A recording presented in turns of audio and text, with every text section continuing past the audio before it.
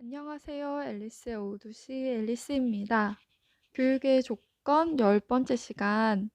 오늘은 의사 만들기 재기를 읽다. 패치 아담스 이야기입니다. 9번째 이야기에 나왔던 로빈 윌리엄스가 영화에도 나오는데요. 여기서는 우울증 환자로 정신병원에서 정신병원에 입원을 하고 다시 의사가 되는 그런 이야기의 영화입니다. 줄거리를 읽어보겠습니다. 우울증을 앓고 있는 아담스는 자신의 우울증을 어떻게 하지 못해 자발적으로 정신병원을 찾아간다. 불안정한 부모 밑에서 자신 또한 삶의 불안정을 경험하고 결국 정신적인 혼란, 수많은 자살 충동에 시달린다. 그러나 정신병원에서 위로와 치료를 받을 것이라 생각했던 아담스의 기대와 달리 정작 환자들에게는 관심을 기울이지 않는 주치의와 그들을 말썽꾸러기 정도로 다루고 있는 병원 의료진들에게 실망하게 된다. 오히려 그는 같은 방을 쓰고 있는 룸메이트에게 자신이 위로와 정신적 안정을 찾아주게 된 사건을 계기로 삶을 포기하는 대신 적극적으로 남을 돕는 자신의 미래를 그린다. 적어도 자신에게 아무런 힘이 되어주지 못한 주치의 같은 의사가 아닌 개인의 삶에 진심으로 관심을 기울이는 의사가 되기로 한 것이다. 그는 정신병원에 자발적으로 들어왔지만 나갈 때는 마음대로 할 수 없었다. 그러나 그는 자신을 막아서는 사람들을 밀치고 그렇게 정신병동을 나섰다. 2년이 지나 아담스는 의과대학에 신입생으로 입학한다. 다른 젊은 신입생들과 달리 중년의 신입생 아담스는 초라해 보이기까지 한다. 학장으로부터 오로지 의학 지식을 머릿속에 주입시킬 것과 제대로 된 의학 지식이 쌓이기 전까지는 대학 내 병원 출입은 못한다라는 이야기를 듣지만 의대 학장의 이야기를 전혀 귀담아 듣지 않고 아담스는 병원을 드나들기 시작한다. 이렇게 그 환자들을 만나서 그들에게 희망을 전해주고 이야기를 나누고 이름을 묻고 이런 것들을 더 중요하게 생각했던 그 아담스는 의과 그 학장에게는 굉장히 눈엣 가시 같은 존재였어요. 그런데도 의대에서 쫓겨날 수 없었던 이유는 그가 시험에서 의학 지식을 평가한 시험에서 늘 최고 점수를 받았기 때문이라고 합니다. 그렇게 아담스는 의대 학생 신분으로 이제 환자를 돌보는 어떤 임시 진료소를 마련하고 치료비를 받지 않고 이제 모든 사람이 올 수 있는 그런 열린 진료소를 만드는데 그곳에서 자기가 사랑하는 사람이 어, 진료를 받으러 온 환자가 자기를 사랑한 사람을 이제 살해하는 일을 당하게 되는 거예요. 그래서 아담스는 너무 좌절해서 전에 그 자살 충동을 느꼈던 것처럼 이번에도 스스로 목숨을 끊으려고 하지만 영화의 장면에서는 나비 한 마리가 자신의 손에 날라와서 앉는 그 장면을 보고 새롭게 다시 희망을 가지고 일어난다는 그런 이야기의 영화라고 합니다. 영화의 첫 장면으로 가서 아담스가 우울증 때문에 이제 정신병원에 스스로 입원을 하게 되는 장면에서 그 이제 자신을 상담하는 의사에 대한 이야기인데요. 여기 잠깐 사진에도 보이지만 굉장히 환자의 얼굴을 쳐다보지 않고 무심해 보이죠. 이렇게 써있네요. 아담스의 우울증을 대하는 의사는 정반대의 특징을 보여주고 있다. 그는 환자의 얼굴을 보지도 않고 진료를 시작한다. 아담스의 고민에 대한 관심보다는 자신이 마시는 커피 맛에 더 신경을 쓰는 것처럼 보인다. 환자에게 던지는 질문은 그 환자가 가진 고유한 특징이나 문제를 찾아내기 위한 것으로 보이지 않는다. 훈련받은 대로, 환자를 대하는 매뉴얼대로, 누군가 자신의 차트를 보고 환자에 대한 평가 자료로 부족함이 없는 방편 정도로 보인다. 저도 많이 경험하는 의사들이 이런 모습이어서 가끔 저를 사람 취급해주는 의사를 만나면 굉장히 감동하는 것 같습니다. 그러면서 이제 아담스는 의료진보다는 함께 입원해 있는 동료들에게 이제 시선을 돌리게 되는데요. 아담스도 점점 누구는 비정상이라던가 누구는 정상이라던가 이렇게 구분해서 보지 않게 되고 그냥 각자의 어떤 특성을 가진 다른 모습을 가진 사람뿐이라고 이제 생각을 하게 됩니다. 아담스와 같이 방을 쓰는 사람은 그 다람쥐의 환상에 시달리는 거예요. 다람쥐들이 아주 무더기로 자신을 공격한다는 그런 환상에 시달려서 화장실을 못 가는 동료가 있었는데 그 동료를 아담스가 어떻게 대하게 되는지 그 부분을 읽어보도록 하겠습니다.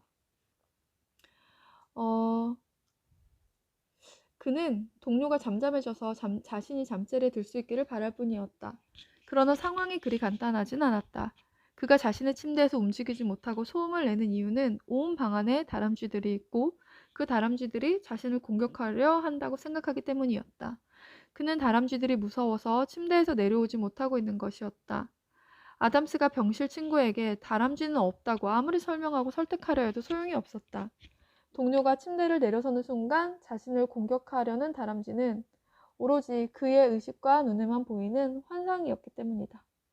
아담스는 그의 다람쥐가 그의 의식 속에만 존재한다는 것을 알게 되지만 그렇다고 그를 정신 이상자 취급하고 무시한다면 아무것도 변화되지 않는다는 것을 알고 있었다. 그는 밤새 화장실을 갈 수 없을 것이고 결국 아담스는 잠이 들 수 없을 것이다. 결국 아담스는 비록 그의 눈에 보이지 않지만 동료의 환상을 공유하기로 한다. 아담스는 병실의 다람쥐들을 쫓아내야만 했고 그것이 현실적인 싸움이 아니어도 오로지 그 친구의 의식 속에서만 사라지게 하면 되었다. 아담스는 다람쥐 떼와 한바탕 혹독한 전쟁을 치른다. 그리고 친구를 화장실에 무사히 들어갈 수 있도록 엄호한다. 그의 눈에는 애초에 다람쥐는 보이지 않았고 혹독하게 치른 다람쥐 떼와의 전쟁 또한 허구라는 것을 잘 알고 있었다. 그러나 그는 자신이 타인의 환상 속에 있는 다람쥐 떼와 벌인 일로 다람쥐 떼가 실제한다고 믿는 사람을 보호할 수 있었다. 그리고 결국 자신 또한 잠자리에 들 수 있었다. 비정상적인 상황을 정상적인 상황으로 인정하고 받아들이면서 비정상적인 것과 정상적인 것의 구분을 없애버린 것이다. 그 병원에서 환자로 입원하면서 느낀 그 정상성과 비정상성의 차이에 대해서 이제 이 책은 이렇게 정리하고 있습니다. 병원에서 그가 접한 것은 전문성이라기보다는 자신을 한 개인이 아닌 대상화된 환자, 의학 교과서에 등장하는 질환자 정도로 여긴다는 점이었다. 이는 자신에게만 해당하는 일이 아니었다. 그와 함께 갇혀있는 다른 환자들도 마찬가지였다. 병원과 그 내부에 있는 전문가들은 그저 의사가 되어 치료하겠다고 하는 사람에게 집중하기보다는 병과 환자, 그들이 직면하고 있는 경험적으로 알려진 비정상성에만 집중하고 있었다. 환자 개개인은 개성을 지닌 하나의 인격체가 아닌 정상성에서 벗어나 정상적인 상태로 돌아와야 하는 대상으로 취급되었다. 그렇게 병원은 제도화되어 왔고 아담스는 제도화된 병원에서 희망을 찾지 못하고 더 좌절할 수밖에 없었다.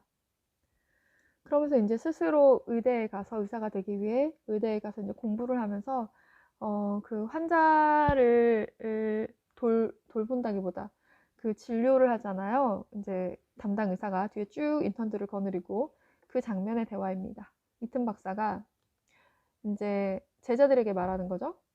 여기 어렸을 때 당뇨병에 걸린 환자가 있다. 피순환이 잘 안 되고 당뇨병 신경장애야. 보다시피 수종에 생긴 당뇨병 궤양이 있다. 그리고 탈저성 증상이 보인다. 질문 있나? 학생 1. 골수염은요? 이튼 박사. 분명하지 않아. 하지만 없다고 확정할 순 없어. 학생 2. 치료는요? 이튼 박사. 혈당량을 고정시켜야만 해. 항생제. 어쩌면 절단이 필요할 수도 있어. 근데 사실 환자 앞에 놓고 이렇게 얘기하면 환자 입장에서 굉장히 물건이 된 느낌이 들죠. 그냥 감수하는 거죠. 근데 그때 아담스가 말합니다. 이름이 뭐예요? 저는 그저 환자의 이름이 알고 싶어서요. 이튼 박사가 말합니다. 마조리. 아담스. 안녕하세요, 마조리. 그때야 이제 마조리가 이야기하는 거죠. 안녕하세요. 이튼 박사는 자, 이동하지 하고 자리를 뜹니다. 그 아담스가 다니는 의대. 그럼 의대의 학장은 어떤 마음으로 학생들을 교육하고 있는 걸까요? 입학식에서 그 학장이 하는 연설입니다. 먼저 해치지 말라. 이 간단한 의학의 교훈이 암시하는 것이 무엇인지 아는가? 엄청난 힘이다. 그 힘이란 해칠 수 있는 능력을 말하지. 누가 이 능력을 주지? 환자야. 자신들이 가장 두려운 순간에 환자는 여러분을 찾아와 칼을 주고는 의사 선생님, 제 배를 갈라주세요. 라고 하지. 왜 이렇게 하지? 여러분을 믿기 때문이야. 그 환자는 어린아이가 엄마를 믿는 것처럼 여러분을 믿는다. 해치지 않을 것이라고 믿는 거지. 슬픈 사실은 인간은 믿을 만한 게 못 되다는 것이다. 거짓말하는 것이 인간의 본성이야. 빠른 길을 택하려 하고 겁 많고 피곤해하고 실수하지. 머리가 멀쩡한 환자라면 다른 사람을 믿지 못할 것이다.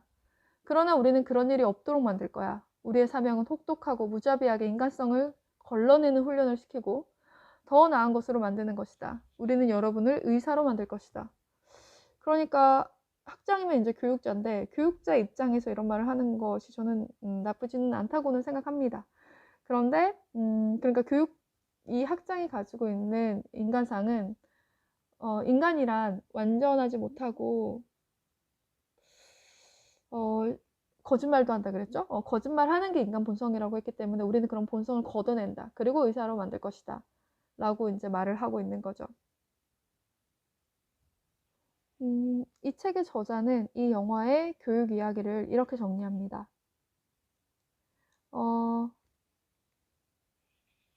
어떻게 좋은 의사, 교사를 만들 것인가? 이 영화의 주제는 좋은 의사란 어떻게 만들어지고 사람을 치료한다는 것의 의미는 무엇인가? 라는 질문으로 정리될 수 있다. 교육은 누군가에게 특정한 사회적 지위를 주기 위한 하나의 도구여서는 안 된다. 그리고 이러한 지위 분배의 기제로서 지식이 잘게 쪼개져 특정한 지식의 총체성을 잃어버리고 방법적 기술로서 해체되어 버리는 상황 또한 교육을 교육답게 하지 못하는 요인이기도 하다. 의사는 의술을 익히기 이전에 사람에 대한 연민과 공감, 그리고 사회적 관계의 본질로서 인간성을 회복해야 한다. 적어도 이런 준비가 되어 있는 사람이 의학이든 공학이든 혹은 법학이든 연마하는 것이 의미가 있다. 오로지 의사가 되는 것을 목표로 하는 사람들은 의사가 되는 순간 자신의 목표가 상실되었다는 허탈감에 사로잡힌다. 그리고 그 허탈감에서 도피하고자 즉흥적이고 쾌락적인, 극히 단기적인 목표에 매달린다. 그것도 아주 이기적인 방식으로 말이다. 똑똑하다는 이야기를 듣고 판사, 검사, 의사, 공무원이 된 사람들이 도무지 무엇 때문에 자신의 일이 의미 있는지, 사람들과 어떻게 살아가야 하는지, 자신이 만들고자 하는 세상이 어떤 세상이고 왜 그래야 하는지 제대로 설명하지 못하는 상황에 직면해 있진 않은가. 이제 아담스의 외침과 호소를 다시금 돌아보아야 할 때다. 도대체 인간성을 회복한 의사란 무엇이고 교육이 인간성을 회복하도록 한다는 것의 의미는 무엇인가. 제가 이 부분을 읽으면서 옛날에 가르쳤던 고등학생이 한 명 생각나는데 고등학교 3학년이었는데 굉장히 공부를 잘하는 고3 남자아이였고 의대를 목표로 하고 있었어요. 그래서 학교 끝나고 학원 다 다니고 저랑 과외 수업을 몇 시에 시작했냐면 11시 반에 시작해서 1시 반까지 수학 과외를 했거든요. 정말 공부를 잘했는데 엄청 냉혈한이었어요. 얘는 가까이 가면 한기가 느껴지고 저는 이 아이의 피가 파충류처럼 차갑지 않을까 싶을 정도로 굉장히 찬바람이 쌩쌩 부는 아이였고 오로지 의대를 가는 게 삶의 목표였거든요. 그 친구 지금 의대 가서 정말 의사가 되어 있는지는 모르겠네요. 아무튼 의사가 되기 위해서는 학력을 인정받아야 되고 그거는 어느 정도 맞는 말이긴 하겠죠. 의학적 지식도 필요하고 판단력이나 그런 것들도 필요하니까. 그런데 어떻게 이 마지막에서 얘기한 것처럼 인간성을 기를 것인가, 인간성을 회복할 것인가. 이거는 진짜 아이러니한 문제이긴 합니다. 옛날엔 교육을 잘 받은 사람은 인간성도 훌륭할 거라는 생각이 있었는데 이제 모두 그런 기대를 안 하는 세상이 되었으니까요. 오랜만에 로빈 윌리엄스의 영화 두 편을 시리즈로 보았습니다. 그럼 앨리스의 오후 2시 오늘은 여기까지 마치고 다음 시간에 11번째 이야기로 만나겠습니다. 또 만나요. 안녕.